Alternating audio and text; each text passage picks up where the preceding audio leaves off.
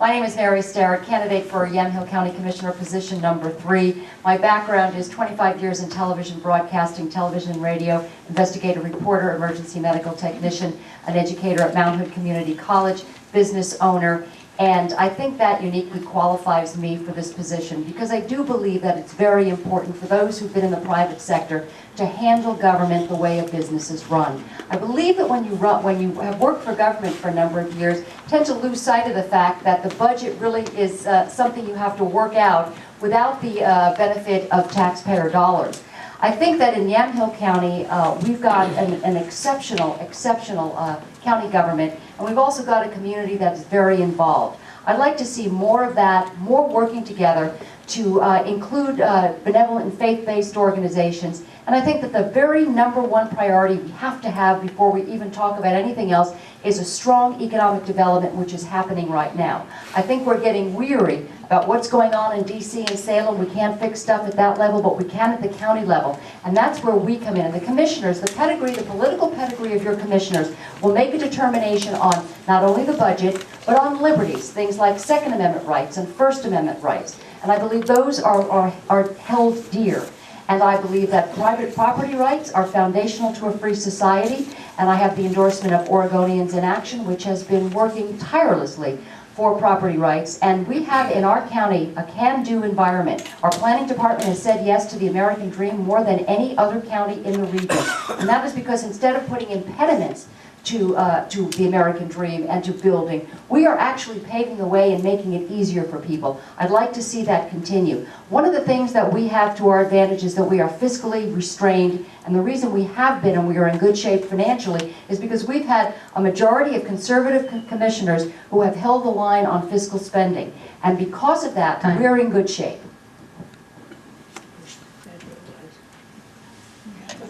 Anytime. Hi, I'm Debra Bridges, and I'm also running for County Commissioner position 3. I've lived here in Yamhill County for the last 20-so years. I live in rural Dundee with my husband, John. He's a small business owner in Newburgh, and we have 2 wonderful girls who are in the Newburgh School District. And this campaigning's been a little bit of a toll on us, so I've been wearing a necklace with 2 little birdies on it all through campaign season to remind me about why I'm running for County Commissioner, which is the prosperity and health and welfare of our families. I've worked for Yamhill County for 9 years, so I'm that county employee that my opponent's referring to. I've been the director of the Crime Victim Services Department, which is the department of the District Attorney's Office. And my job there is to work on behalf of crime victims in Yamhill County. And our biggest goal and main important role is ensuring that those victims' constitutional and statutory rights are upheld and honored through the court system. And I've had jobs where I've worked for United Way and the Commission on Children and Families and YCAP in Yamhill County. I originally started, my first job in Oregon was with the Oregon Association of Nurserymen. And so that brought me out to Yamhill County because my husband took a job with Stan Bunn. Some of you may remember Stan Bunn and his long tenure in Oregon politics. And I think that my perspective about the government and the county and what we can do, and although I haven't been sort of framed in that way as a fiscal responsible person, I have a lot of expertise in areas of budgeting and understanding how the federal and the state government, the funding streams that come through intertwine. And I think that's a really important skill. As a business person, you get to make a decision about every penny that comes in your door and out your door. And that's a little more nuanced at a county government. I really have had a long experience working throughout our county, I have great relationships with our department. Oh, you can finish your sentence. Department heads. So at the break, somebody had a really great comment, so I'll just reiterate. Each question and answer gets 30 seconds each. But the good news is we'll probably be able to hit every single question since there's only 2 candidates here. And at the very end, if you didn't get your answer fully answered, then at the end, hopefully we'll save you time, you can get that long-winded answer that you're looking for. So without further ado, the economy. Motivated to be brief. Yep. That way we got a well-rounded view on each candidate. And yes, probably not enough details. But the economy, these questions cover issues related to the economy. Number 1, what one thing should the county do to do more to attract businesses? Well, you know, I think fortunately our county commissioners have done the very one thing that's going to draw business to this county, and that is to make us economically viable and economically stable. That is what is going to make people want to come to Yamhill County. They're not going to Polk County, but they want to come to Yamhill County because we have it all going on. In every area, we have it going on. That's what's going to attract business. What they are doing now with Grow Yamhill County is very aggressive business recruiting to help retain the businesses we have, expand the businesses that are here, and to encourage other businesses to come.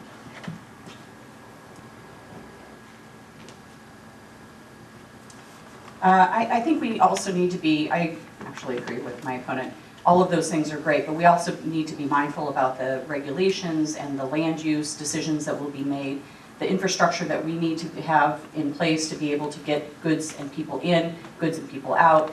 And those are big decisions that we make as a commission. Promoting Yamhill County as a great place to have business and to have your business and to encourage businesses to come in, but also encourage capacity building within the businesses that we currently have.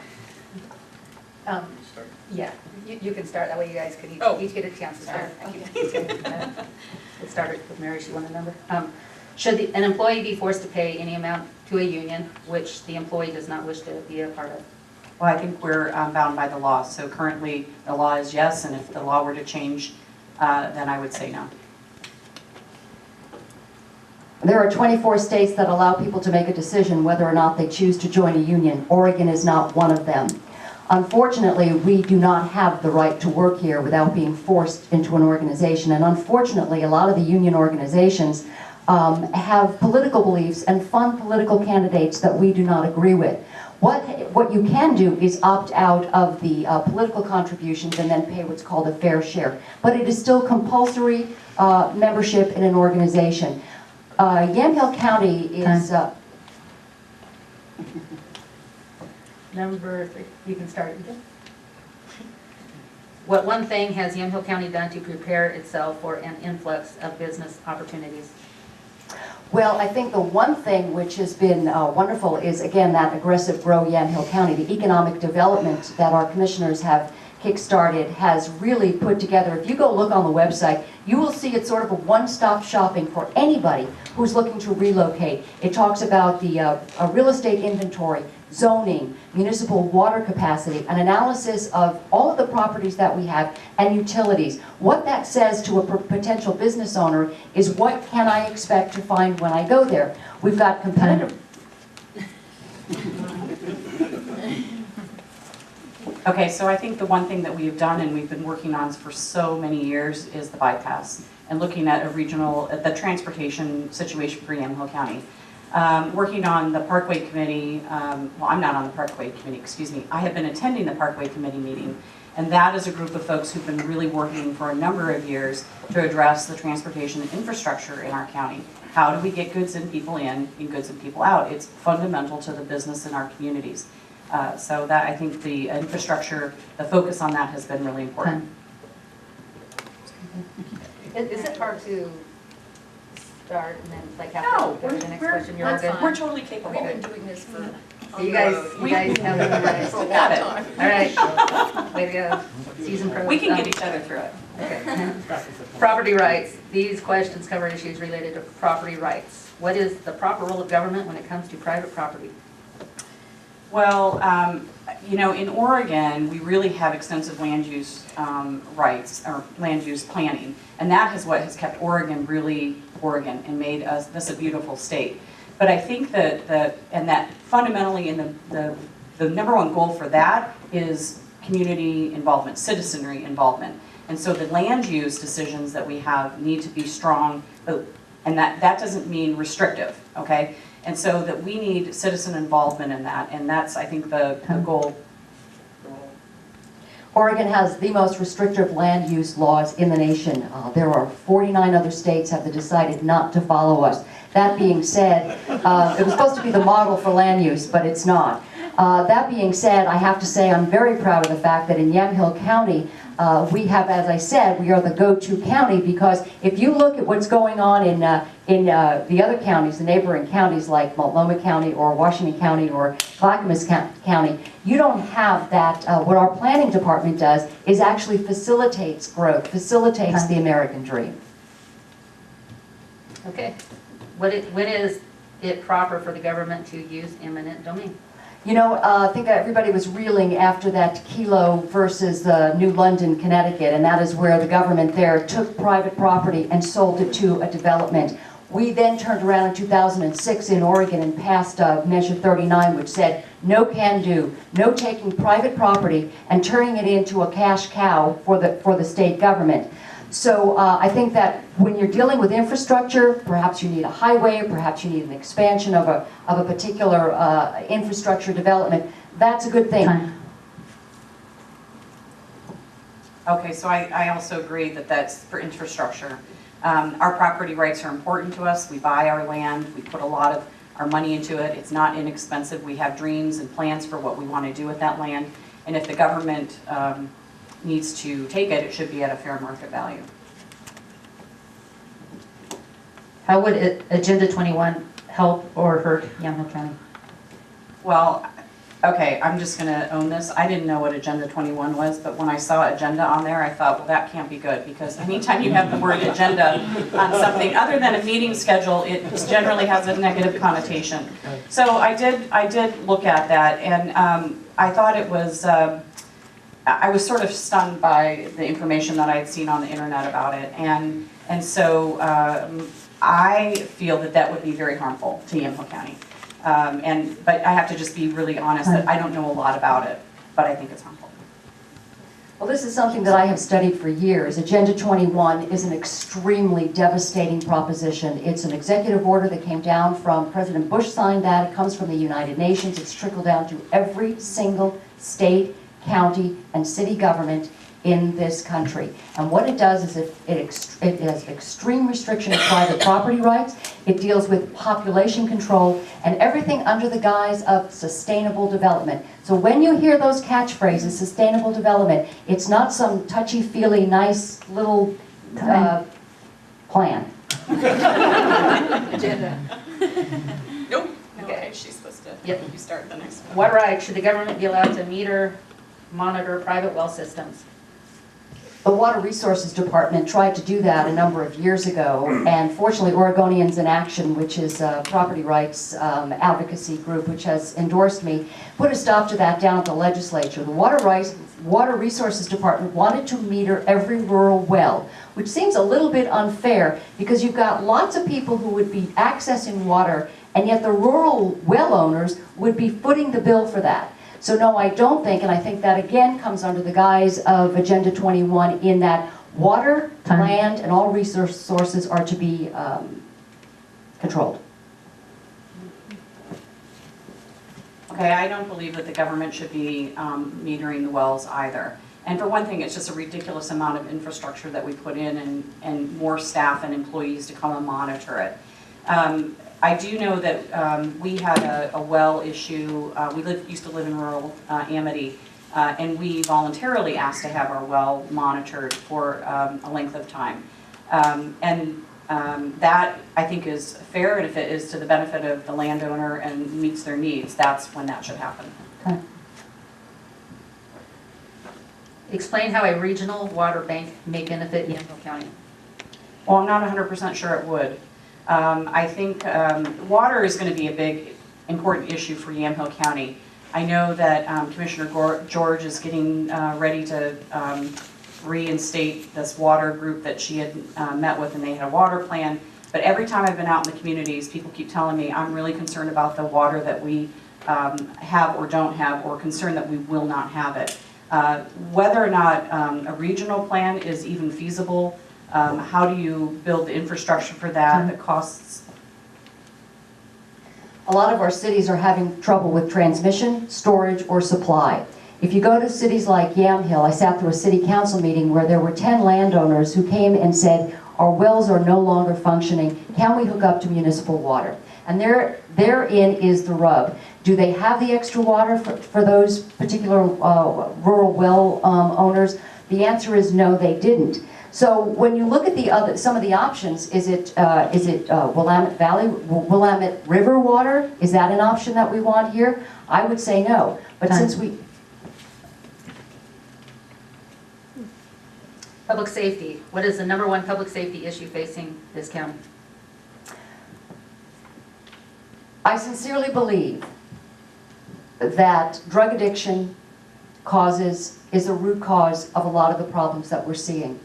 We've got addiction problems, we've got prescription drug addictions. We have in Oregon, we are the second highest death and hospitalization rate from prescribed drugs, prescription painkillers. We've got a meth problem. Now we have a re-emerging heroin problem. That becomes a problem in our community in every single aspect of our society. I think the biggest problem and challenge that we're going to have is maintaining a strong budget. I think we're all really afraid of what could happen in Polk County. I work in the criminal justice system. I work with the sheriff's office day in and day out. My job is to respond to crisis. I go out with law enforcement 24/7, and we need to make sure that they're safe. But fiscally, I think Sheriff Crabtree has done a really good job of making use of the money that we have. Technology, in terms of crime and solving crime, technologically based crimes are going to be a challenge. That's a big one. Oh, sorry. What is your position on medical marijuana dispensaries in Yamhill County? Well, that size says a lot. I wish we didn't have it. I think, marijuana at the federal level is a Schedule I drug, so it hasn't been evaluated for its use and tested. But now we have conflicting at the state level that, the state now says we can have it. Both sides of this debate recognize that the law is flawed going in. Had we had a chance to look at it again at the short session, that would have been helpful. I think we need to take a look at what our legislators did to us and put blame where blame is due, and that is that these guys and gals made this decision and now we're left holding the bag. I applaud the county commissioners for putting this on hold because I think it was a case of ready, fire, aim, and we were not ready. But I think that what we do when we govern best at the local level, and the closest to the people is the city. So let the cities make determinations on what they want to do. But the county has pretty much said right now, we need some time to figure this out because there are so many unanswered questions, but we don't want to lose sight of it. Still unanswered questions. Roads and transportation. What are the top priorities for the county with respect to bulk easing? Congestion and making it easier to move products to market. Well, that's definitely a problem out here. Anybody who sat through the Newburgh-Dundee choke point there knows that trucks that are moving goods and people who are trying to come back and forth get really irritated. It's one of the reasons why you would want to stay out of Yamhill County. But fortunately, we've got a fix in the works, which is certainly flawed, and we do have some problems with the Newburgh-Dundee bypass, but it is in the works and something is being done to relieve that congestion. I believe that one of the core functions of government is infrastructure and roads. And we've got some road maintenance issues in this county. We've got road... I might actually just say ditto. There's a lot that clearly these make sense. The other problem with the dip and Dundee is public safety. So anytime that you have a crash there, it bottlenecks everything. And I will be very happy when the bypass is completed all the way through Springbrook and making sure that that infrastructure is able for us to get through. But also the daily maintenance of our roads. Those are important things that we have to take on as county commissioner. How would you deal with cost overruns associated with the Newburgh-Dundee bypass, especially the fish hook in Dundee? Well, a lot of this is being funded through the federal government, and I guess I would say, can we have some of that Columbia River crossing money back to fix this problem? I think ODOT is working really hard. I know that in sitting in on these Parkway Committee meetings, there's a lot of local investment in this initiative. I know that Commissioner Springer's been involved with it quite a bit. Dave Hagerberg has been involved. So we have a lot of local investment. And I think that relationship has been very strong. Yeah, I've been impressed sitting in on those Parkway Committee meetings to see the people who have been at this for so very long. They have maintained their commitment that this thing was going to get done, and they were not going to be removed from their passion for this. I think let's look at the facts that federal dollars and ODOT dollars for these types of infrastructure projects are diminishing, and the reports are showing that gas tax and vehicle taxes are not quite cutting it. And so where's the money going to come from, especially? Okay, what is your position on Metro, TriMet, and Yamhill County Transit Center? Well, I do believe that analysis have showed that it is more cost effective to have small regional transportation answers. When you look at what I call the crime train, I don't want it coming out this way. Because when you take a look at the crime statistics, TriMet has certainly not done a good job of keeping crime off Metro TriMet systems. This is a good opportunity for me to say that I am firmly committed to making sure Yamhill County is a metro-free zone. We don't need another layer of government or taxation. We do, however, need transportation. We need public transportation. I have employees who utilize that transportation to get through from Milwaukee to here. She's not committing crimes on that bus. But we also have a lot of our population who needs to be able to get throughout Yamhill County. And I think a public transportation system is very important. I do agree that there is sort of a management problem, especially on the light rail system going out to Gresham. And that has created a lot of crime along that category. Okay, budget. These questions cover issues related to budgets and fiscal management. Number one, how would you specifically deal with a budget shortfall in the current year, and then compare that to knowing there will be a shortfall for the next couple of years? Well, a budget shortfall is a really complicated issue, because then you have to look at specifically where is that shortfall? Is it a funding stream that we get typically? Is it through the gas tax? Is it through the lottery dollars? And is that creating a problem? We have a lot of funding that comes through from the federal and the state level. But then it comes down to the budget committee. How do you make priorities as a department? Where are you cutting back? And we've had a very fiscally responsible commission. I think that one of the reasons why Yamhill County is so fiscally stable these days is because we've had two fiscally conservative commissioners. And I'm concerned that if that changes, we're going to wind up seeing ourselves in a position like the other counties surrounding us. So I think it's important for us to do what they have done, and that is to make sure that they are not spending when they don't need to spend. And if we were to find ourselves with a budget shortfall, we'd have to ask how we got to that place and what are the things that we could cut. The discretionary budget is one part of it. We've got budget, How should government respond during both good times and bad times in the economy? Well, my pastor had a saying, if your income exceeds if your outgo exceeds your income, your upkeep will be your downfall.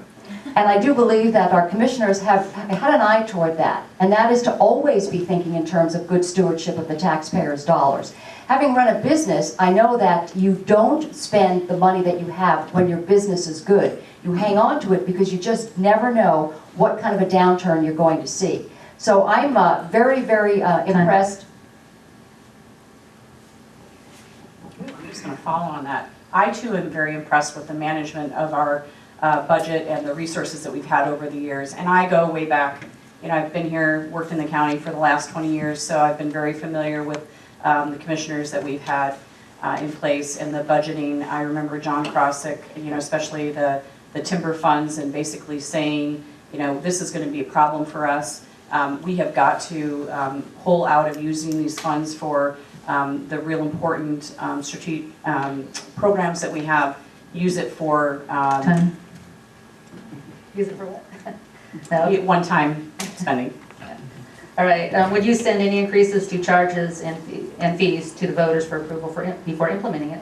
So I'm going to say no, but I want to tell you why. It's because I'm having a hard time wrapping my brain about how that would really work. So I'm going to give you an example in the district attorney's office. We we are very tight in terms of our funding. And so when people come to our window, defendants, lawyers, anybody who wants public record information, we don't have a budget for that. So there's a fee that we charge for them to be able to get that information.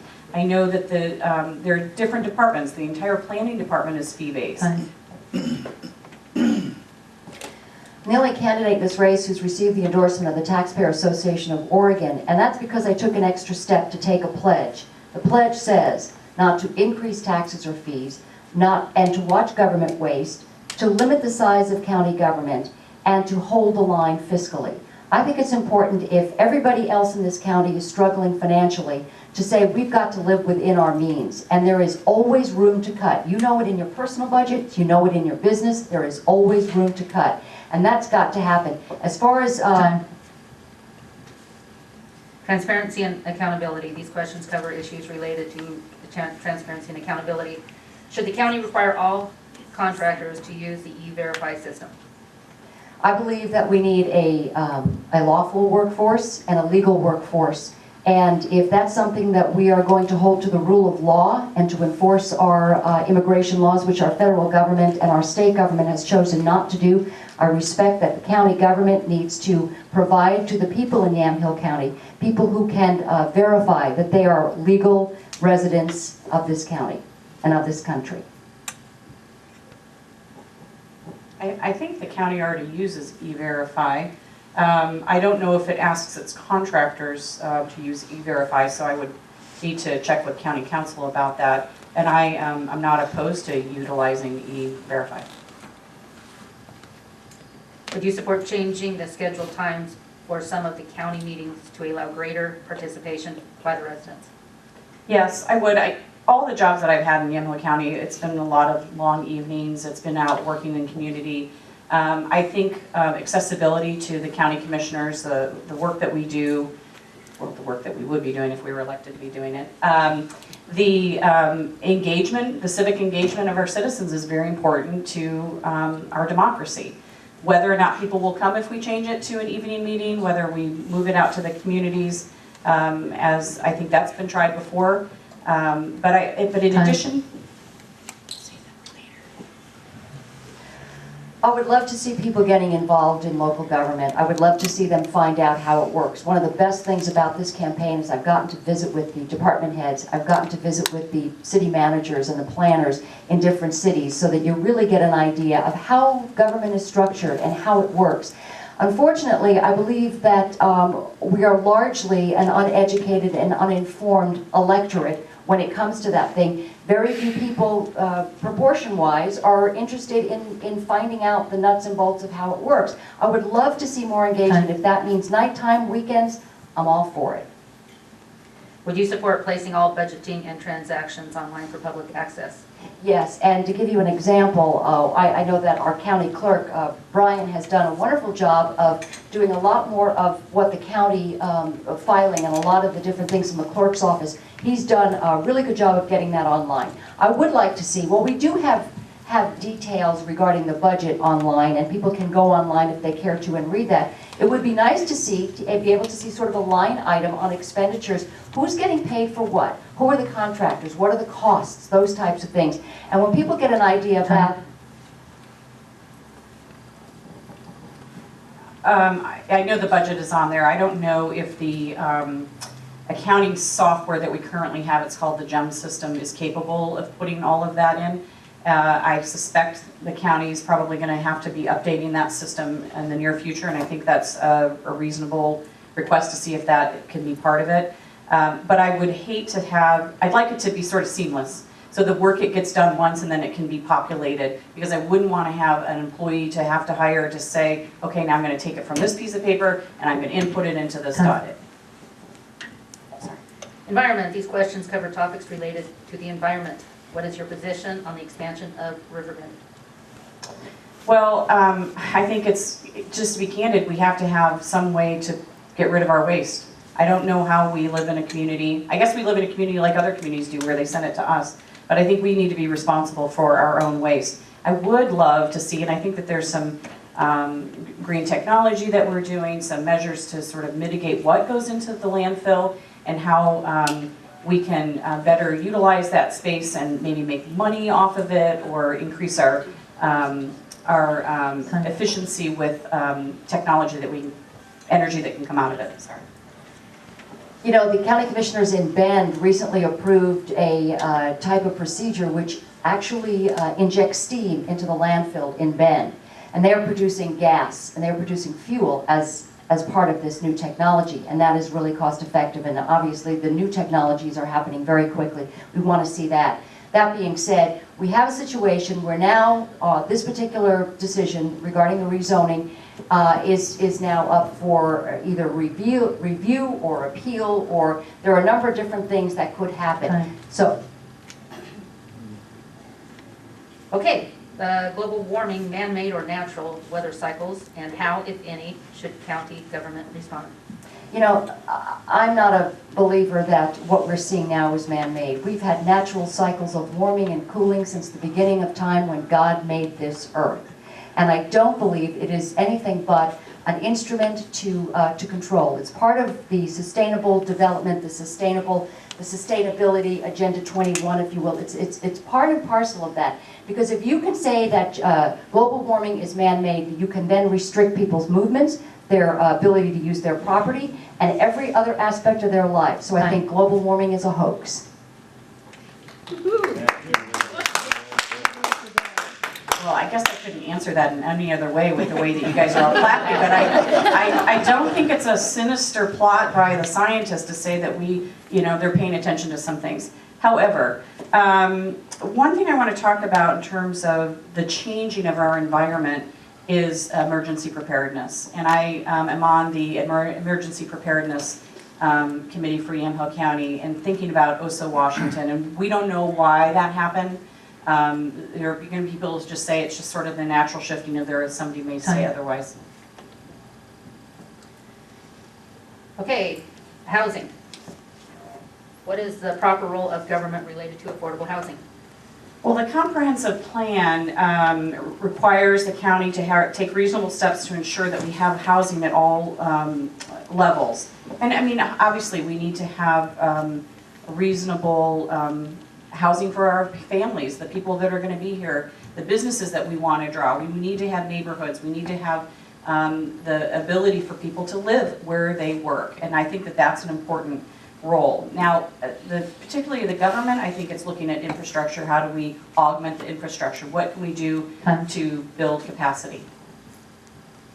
You know, I think the free market is a really good determinant of this type of thing. And when government gets involved in subsidizing low-income housing and things like that, we start to see that what government subsidizes, we get more of. While what the market does, the market really does sort of fetter out what's the best way and what's the best way. Now we've got a problem where we're going to have capacity land for single-family dwellings in Portland by 2025. So what's going to happen? People are going to be priced out of homes in the metro area there. They're going to be coming here. What do? We've got to have available land. Okay, the last category is religious moral issues. These questions cover topics related to religious belief and expression. Number one, should one's faith affect how they govern with consideration to the First Amendment? Well, I sure hope so. I think that any of us here in this room could not possibly make decisions as good as our higher power. And as a Christian and as a believer that God is going to be the ultimate judge and arbiter, I have a standard by which I must apply my decisions. I might want to do something, but if it's not in moral integrity and it is not according to the law of God, and to me, that law of God is given to us in the Bible in its very clear terms, that is how I choose to try to function in every area of my life. So I was raised an Episcopalian, and my dad, I just have such great memories of him teaching Sunday school, and my sister just sent me The Velveteen Rabbit, which is a book that my dad used to read to us in Sunday school. He passed away a year ago yesterday. And so fundamentally, those are really important values that I learned and was modeled to me, being truthful, being honest, being those strong moral compass that I received as a... Goodness, it took so much for me to say. I got emotional about my dad, sorry. Oh, sorry. what beliefs on abortion versus life?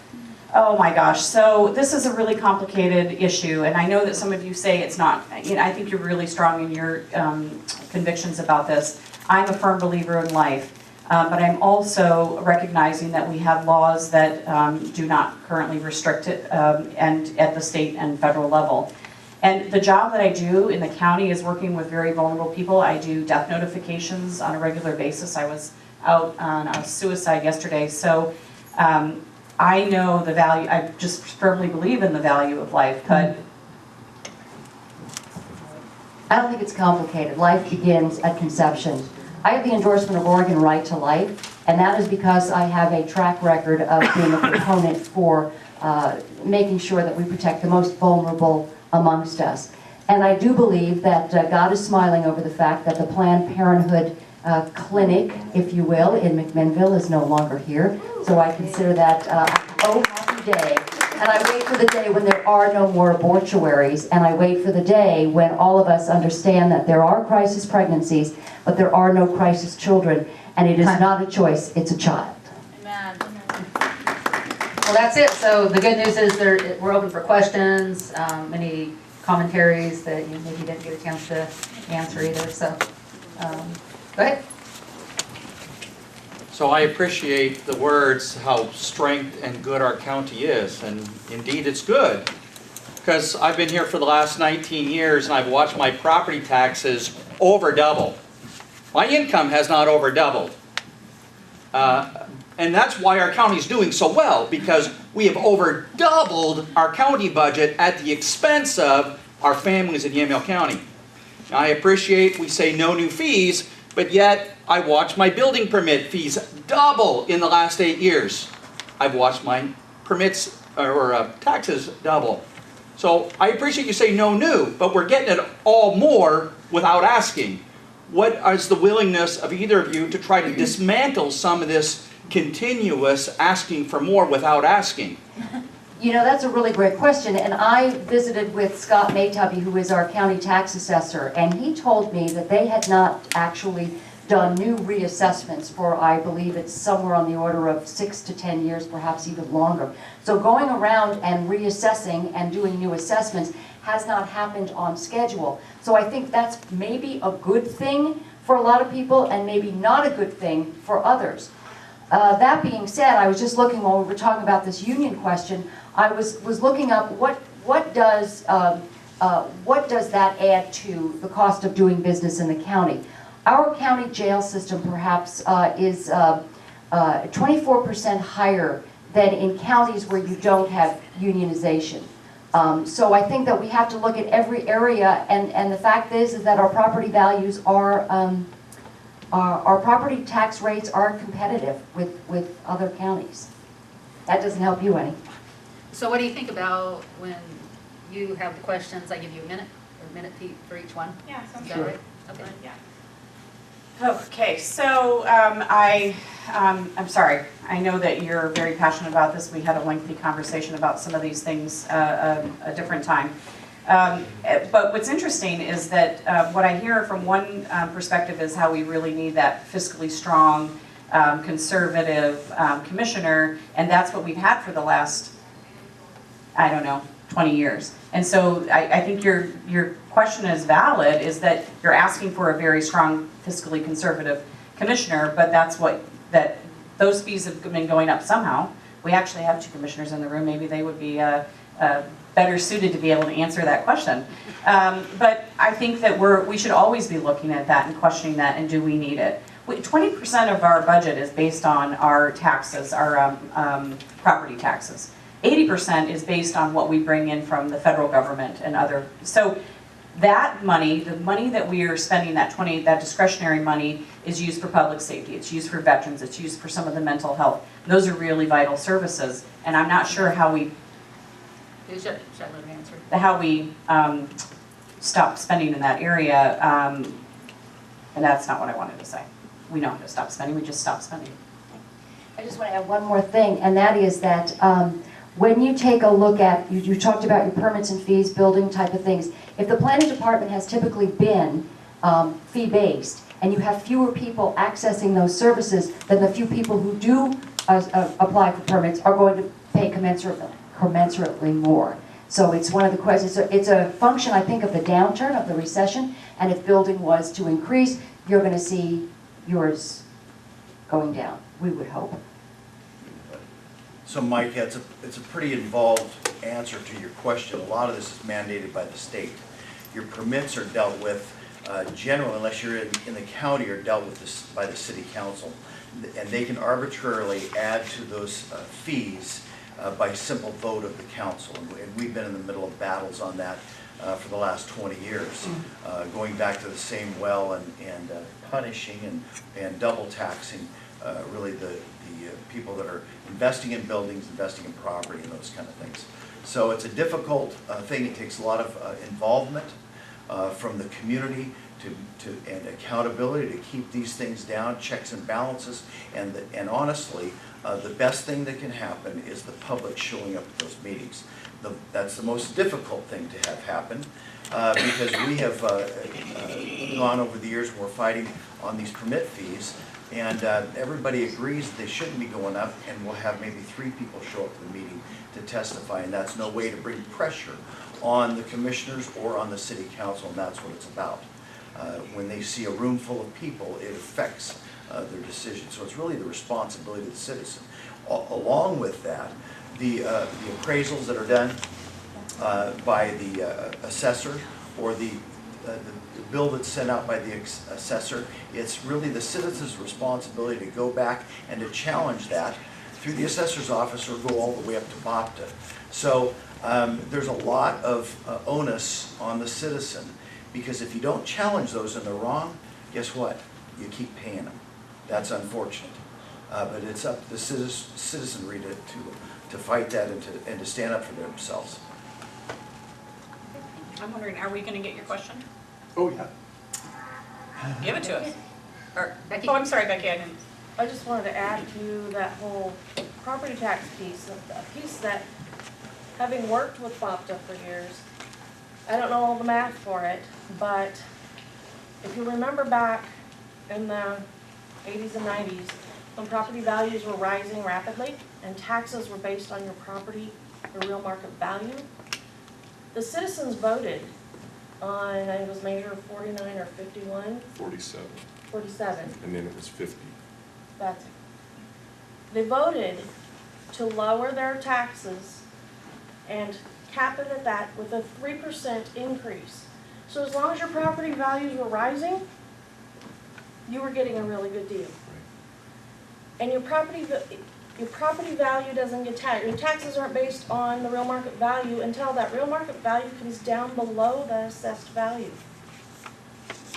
So the last few years, some people's taxes have actually fallen because their real market value has fallen below that assessed value. But it's that piece that has caused taxes to continue to rise when values went down. So we did it to ourselves by voting for the measure. You guys asked for the question, here it comes. Okay, Second Amendment wise, let me hone it a little bit. Counties such as Multnomah have been curtailing and taking away gun rights. Are you, either one of you, willing to stand up and push a charge that says, we in Yamhill County will vote here and now that we will not implement nor agree with nor sustain anything that curtails the Second Amendment rights of individuals of this county? I have the endorsement of the Oregon Firearms Federation, which should be sufficient to answer your question. In Multnomah County, they have restricted Second Amendment rights. However, in Wallowa County and Union County, the county commissioners did the exact opposite. They voted to pass an ordinance to safeguard Second Amendment rights. I believe that is something that should be done in this county. That being said, I have a long track record of being a Second Amendment sister. I'm a concealed weapons permit holder, and I have strongly supported the Second Amendment, and any incursions or infringements on that need to be severely curtailed. So yes, I would stand up, and I would also encourage you to ask these questions of our sheriff candidates, because they're the last line of defense, and local law enforcement, and the county commissioners are the last line of defense when it comes to enforcing unconstitutional Second Amendment laws. Okay. Okay, so I just, maybe I'm naive, I just find it really difficult for our county commission, to envision our county commissioners wanting to curtail gun rights in any way. I just think that we have a culture in Yamhill County of being pro-Second Amendment, so maybe I'm being naive, I just can't see that happening like they do and have had done in Multnomah County. I was born in Detroit, Michigan, and many years that was the murder capital of the world. And I never recall conversations about restricting guns. That was the first time I actually really heard about sort of the restrictions of guns is when I moved out to Oregon. And so it sort of took me by surprise, candidly, being in a big city where lots of people are killed. I work in the crime field. So you might, as a crime victim advocate, you might make an assumption that I would be anti-gun, and I'm not. I'm very, I have a real strong relationship with local law enforcement. I respond to every gun death in this county. And I can just tell you that the majority of the gun deaths in this county are not homicides. They may be tragic accidents or they are suicides. So I think restricting people from having their guns isn't going to reduce the crime. And we have laws in place to stop people. You know, if you're a felon and you get caught creating another crime, doing another crime, then you get in trouble because you were a felon with a gun. If you're a felon and you're just sort of living your life and you have your gun and you're, you know, being a good citizen, we're not coming to look at, you know, we're knocking on your door and saying, oh, I think that you're a felon and may have a gun, we're taking your guns away. So I am not a member of the NRA. I'm just not I don't carry concealed weapons. I'm not against people doing that. So I think that, but I'm just having a hard time sort of really wrapping my brain around the reality that anybody in Yamhill County would support further restrictions. Do a quick follow-up. Yeah. I'm not looking for what's an inherent, Uh-huh. I'm looking for an actionable. I want to know if you guys will take an action that leads to furthering gun protections for Yamhill County. I don't want it to be an inherent thought because I agree with you. Most of Yamhill County is probably pro-gun, all right? I'm asking you to lead a charge against other counties that have not, places like Multnomah County that curtail. I don't want it to be an inherent thought, I want it to be an action by the commissioners that says, we in Yamhill County support Second Amendment rights, we will not have our laws, we will not have our constitutional rights superseded by what's going on elsewhere. That's what I'm asking you, is to be actionable. I don't want it to be inherent, I want it to be an action. Okay, so you're saying like an ordinance that we would Basically anything. create? Yes. You'd have to figure out from your level what Yeah. you can do to do that. I don't know how that would actually work. So I know I keep looking at Commissioner Springer to sort of help sort of, you know, you are very articulate about this issue. You know, Multnomah County and Metro Regional Government did something which they actually turned around and had to reverse. Metro did because they tried to do restrictions on guns. Multnomah County passed severe restrictions on Second Amendment rights of people who live in Multnomah County.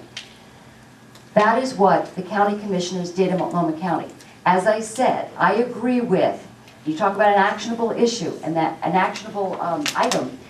In Wallowa County and Union County, the county commissioners there passed an ordinance that said this is a Second Amendment safeguard, which is a preemptive strike against the rights being taken away, like Sheriff Richard Mack did when it came down to him taking this all the way to the Supreme Court, saying no federal, under the Brady Bill, no federal law will supersede the Second Amendment in any capacity in Gilbert County, Arizona. Took it to the Supreme Court and he won. And I would be willing to say that that's the kind of commissioners and the kind of sheriff we need in this county, and that would be the last thing that I would ever do is to do anything that would not support safeguarding, an ordinance to support safeguarding Second Amendment. That is actionable. I think part of the fear is this thing we talk about, Agenda 21, and that's kind of a branch off of that, small arms treaty, because they know they need that to be able to complete Agenda 21. So that's the fear, is that kind of where you're at? No, I am just tired of seeing piece by piece by piece, little niches and knots taken away from people. Implementation of stricter regulations, implementation of, well, we gotta be on board of this, we gotta be on top of that, we have to take this away, we have to curtail this. It's big, it's black, it looks scary. We gotta put a law out that says you can't have that. What is the difference between a shotgun with a pistol grip and a shotgun with a full stock? Who can have what? And so the nitpicking that is going on that simply curtails our Second Amendment rights. Our right is to have those, is to keep and bear arms. That's our constitutional right. I don't think any government, state, local, federal, should do anything that infringes it. Is that happening? No, it's not. We are being curtailed as people, inch by inch by inch. It's time that the A county stands up and says, we got your back, we're not doing that. Yeah, I can find that. Nick? Hi, my name's Nick, and the question I have for you all is, we're talking about putting an ordinance that says we won't mess with Second Amendment rights.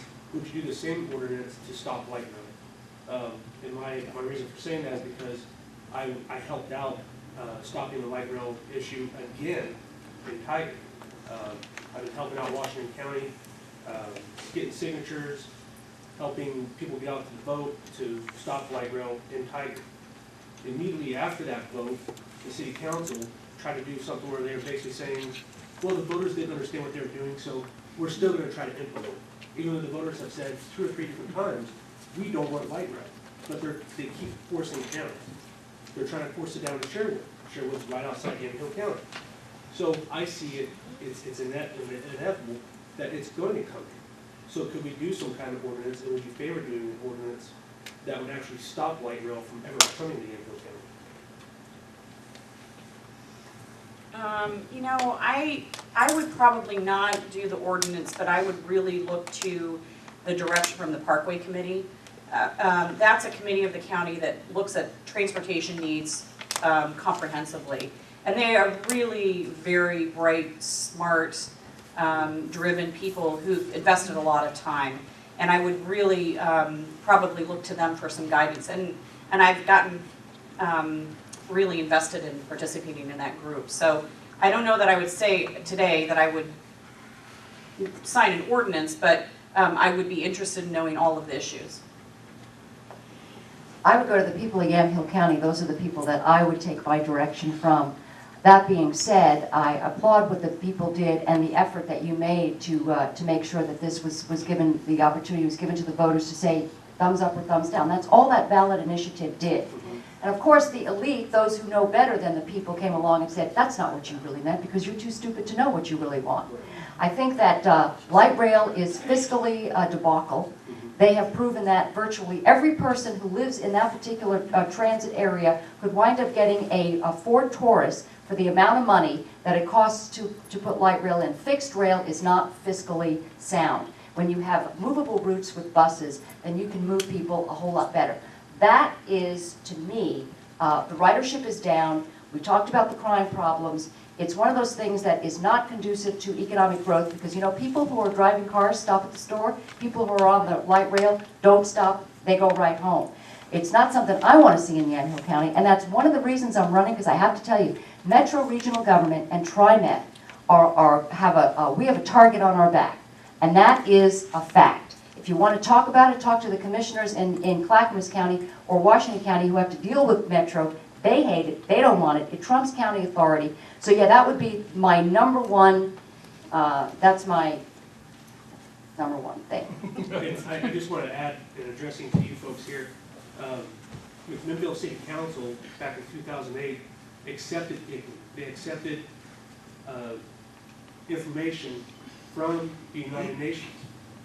And I don't know how much you know about this, but there's a plan. If you go to the Midville City Planning website, there's a plan on there for the Northeast Gate section or something like that, some kind of language like that. And basically what it shows is a map that shows the all the way from 3rd Street, where the railroad is, all the way down to about 18th Street. It shows, and this is an eminent domain issue, where they want to get rid of all the housing in that spot from Lafayette to the railroad and put in that kind of Portland housing where it's just like a 3-story building. Downstairs would be businesses, and the next 2 floors would be apartments. There's no parking structure. and then it has light rail going beside it. So that's why I'm bringing this up, and that's why I'm trying to stop it. There's people that already have plans to have this to happen. So that's why I want to see something that cancels their plans, because McMinnville has already spent about $25,000 on this program. So you're looking to have the county government create some type of ordinance that would restrict the city's ability to do transportation? It's not restricting the city's ability for transportation, it's keeping an agenda out. Back to Agenda 21. Yeah, I think, you know, a lot of stuff does come to Agenda 21, and the cities, you know, we talk about the local governments, the cities are the ones you really need to watch, because these transportation plans, these, you know, the multi-use, you know, with no parking, because obviously, you know, the whole idea is that we're not driving cars. We're hopping on the bus or we're hopping on light rail. So it's sustainable development, so that's, yeah.